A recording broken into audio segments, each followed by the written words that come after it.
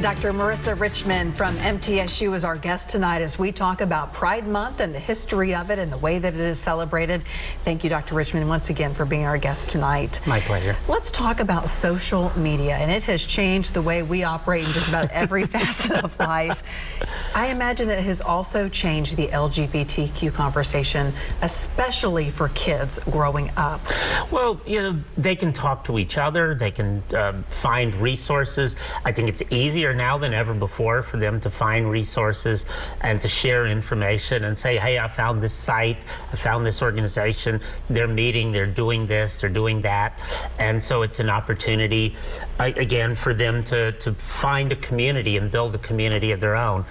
I'm in my 60s, and so I remember what it was like being 16, but I don't relate to today's kids. Yeah. Their music is not my music, for instance.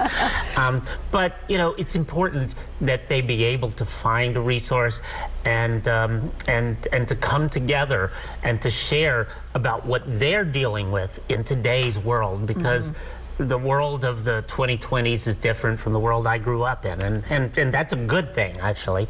But there's still challenges that they face, and they need to be able to chat with each other, and social media has given them those opportunities to do that. I imagine as good as it can be, we all know that it has its cons as well, and it can certainly be a place to just open that door for bullies 24 hours a day. Sure. A lot of times people tell me don't read the comment section. Oh, yeah. Especially on the Tennessean or the Scene site, and sometimes even for this TV station. There's a lot of hateful people, and they don't mind because there's a certain anonymity, even though 100%. They have a name, but they feel safe spewing their hate. And those of us who are out have to push back, and a lot of people are pushing back, and we're pushing them into a corner, and because they're painting themselves into a corner. But that's changed quite dramatically. You couldn't do that 10, 20, 30 years ago. You just couldn't. Exactly. And so, the things that we are able to do, and the visibility of the community that's emerged over especially in the last 50 years since Stonewall, has changed dramatically. And the fact that they can have a Pride in Pulaski, Tennessee. To me, of all the places, that's the one that I just find fascinating. Let's talk about Pride a little bit more. We've talked about how it all started, and that really has been a half century now, something I really just can't wrap my head around, that 1970s really, or 1969 is a half century plus.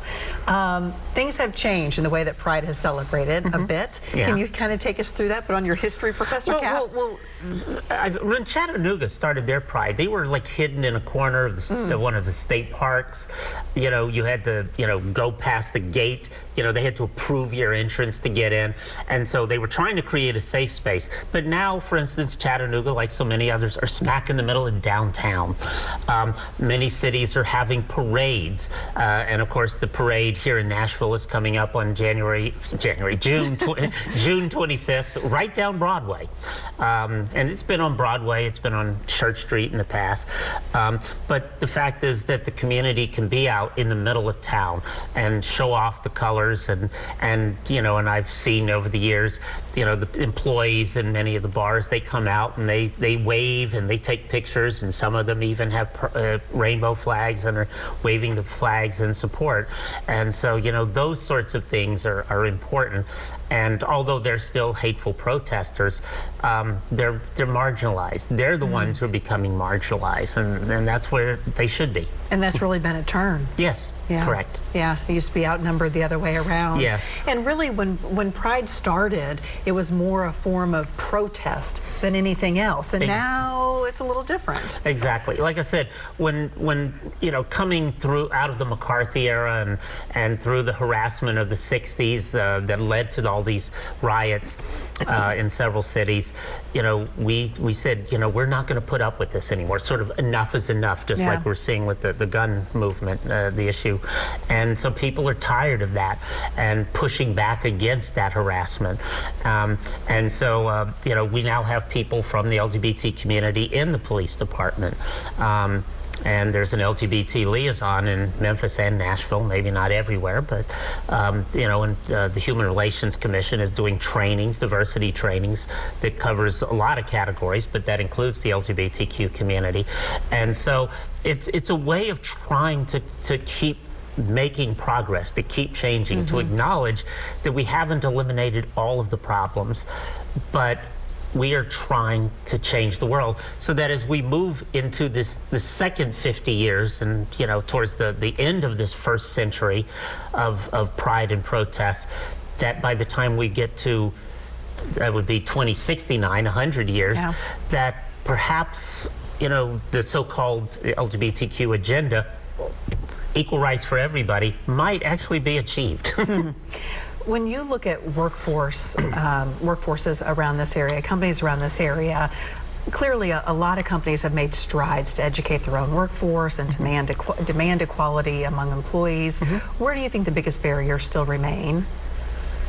Well, like I said, at the top level, you know, the companies are doing things, but they're still donating money to, you know, hostile politicians, and we're still, there's that glass barrier for the community as well, getting to those top levels, into those corporate boardrooms, and to make sure that our representation is there, that our voices are heard, and that we're part of that decision-making process. So that's, you know, that's one of the several glass barriers that needs to be shattered. I wonder how you talk to your students about this as they go out to be preparing, or go out to be the next, you know, employees, the next leaders, the next board members. Because I teach the class as a history class, they're able to see what the past looked like, and understand that what happened in 1920 or in 1960 is not where we are in 2020. And so they do see the progress being made. They see the challenges that have been overcome.